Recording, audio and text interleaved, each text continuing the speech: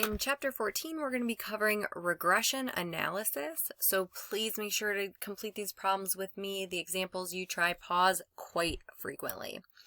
So we're going to be doing hypothesis testing for the correlation coefficient. So first we need to recall what a scatter plot is. So a scatter plot here is a tool that allows us to determine whether two variables are related. So each point describes an observed value here. So if we kind of look at this point here, we would be saying, okay, the income is $105,000 and the debt payment is about $1,300. All right, so that's each point represents something on that graph. So a correlation exists when the values of one variable are associated with the others, not relied or dependent, but just associated. So correlation has to do with association. A linear correlation exists when there is a correlation between these data values, and it can be approximated by a straight line. So we're going to be talking about linear correlation. So let's look at this example here. In example 1, we're going to interpret the scatter plots and their linear correlation. Because I can kind of draw a line going up, and when we read graphs, we always read just like we read words left to right. So we're always starting from the left and moving to the right. So you're always starting from the left. So this is, we would say it is going up and that, it's positive. Maybe here we're coming from the left, we're going down, so maybe we'd say negative. We could say like this is closer to a line. This one's a little spaced out, but we can still make out the line. Here, we can't really say anything. I can't draw a line. I could draw like lots of lines. So no, I can't be approximated by one. Here I can, like there is definitely something going on here, but it's not linear, right? That's not a line. So we actually are going to put a value, and that value is going to be called R, and that is going to measure the strength of the linear correlation. So it can do two things. First, it tells us the direction. If the value is positive, it means it's going up. If the value is negative, it means it's going down. And then it reveals the strength. Anything close to 1 or -1 is strong, and the closer to 0 we get, the weaker we get. So we can actually, when we're given data, we're going to use this formula here. So we'll come back to this formula here. When we're given data, we can actually calculate it with that formula in Excel. But just looking at this here, here's the same problems before. So if you remember, we saw that this was a line going up, and it wasn't super close, but it's a positive value close to 1.859. This value was closer than this one, so it's 0.97, but it's going down, so it's negative. Here it's almost 0, and here there is a relationship 0.33, but it's not linear. So go ahead and give this one a try. See if you can match the values of R with the scatter plots. Press play when you're ready to see the solution, and there you go. So now we're going to do some hypothesis testing, and this symbol, it looks like a P. We pronounce it, it's called rho. Okay, that's rho. So in this case, and rho is the for the population. All right, R is our sample correlation coefficient. Rho is our population correlation coefficient. So we're going to determine the null and alternative. We're going to calculate the test statistic, the p-value, and compare them to make a decision. So let's start with our null and alternative for rho. So basically, thinking about rho, remember 0 is weak. So if rho is equal to 0, we're saying that there's no relationship. And if it's not equal to 0, we're saying there's a relationship. We can also go further and, if we're saying it's less than or equal to 0, we're saying it's negative, right? It's going down. So we can also be specific about whether it's negative or positive. To calculate a test statistic, we are going to use this formula here. So we will calculate it by, we need the R value. So remember that the R we're going to find from the X data and the Y data, and I'll show you how to grab those.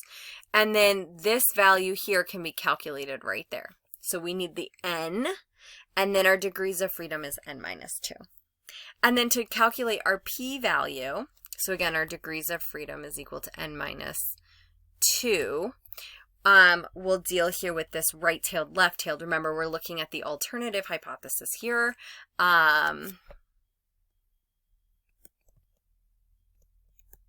And then that's how we'll calculate our p-value. All right, so let's get started. All right, so calculate and interpret the correlation coefficient between debt payments and income. So they want to know the R between these two. So we're going to go right into Excel. And they say debt and income. So I'm just going to, can I move this up?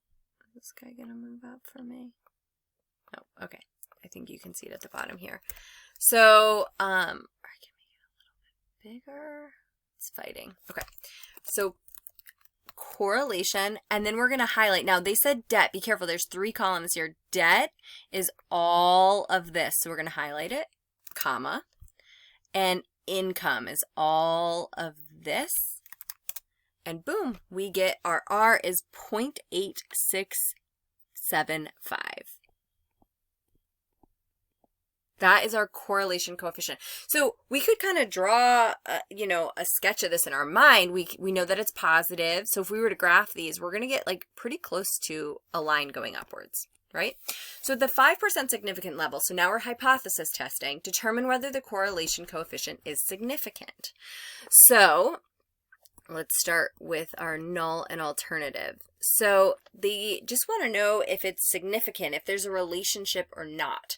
So we know that if our row is 0, then there's no relationship if it's not equal to 0. And maybe you want to just remind yourself here that, okay, no relationship. And just remember that row is like a capital R, okay? We're just talking about the population, all right? So we're using this as our sample, and we want to know, okay, can we extrapolate this to the population based on that? So now let's grab our test statistic. And our test statistic, we can find using this formula here, and I'm just going to grab it from the previous page. You can see, just grabbing it. Just to remind you, put it right over here. Okay. So our test statistic T and our degrees of freedom are n minus 2. So our n is equal to, how many do we have here? So we can kind of go back and see how many do we have here. So it goes to column 27, but we have a header, so it looks like we've got 26. So our degrees of freedom is 24. So our T of 24 is equal to, and we'll just follow that. So our R is 0.8675 over, and then we're going to calculate this, 1 minus 0.8675 squared over 26 minus 2. So just type this in your calculator super carefully. I would type in 1 minus 0.8675 squared, hit enter, then divide by 24, then square root it. And then what I end up getting is 0.8675 divided by about 0.10, 0.15. So my test statistic is equal to 8.55. Now, once I have my test statistic, I can calculate my p-value. So my p-value, coming back to the previous page again, what kind of test do we have here? Looking at our alternative, we have a two-tailed test. So we're going to use this formula here because we have a two-tailed test.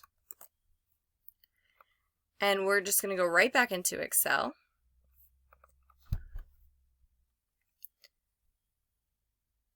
And so it's going to be 2 times t.dis.rt. Our test statistics 8.55. Our degrees of freedom is 24. And we get that E 0.000. So our p-value is essentially like 0.000. And so at the 5% significance level, that p-value is less than alpha. That's less than 0.05. So the p is low, the null must go. So we can say that, there is a relationship. There is evidence to support a linear relationship between, and what are we talking about again here? Debt and income. There seems to be a relationship between debt and income.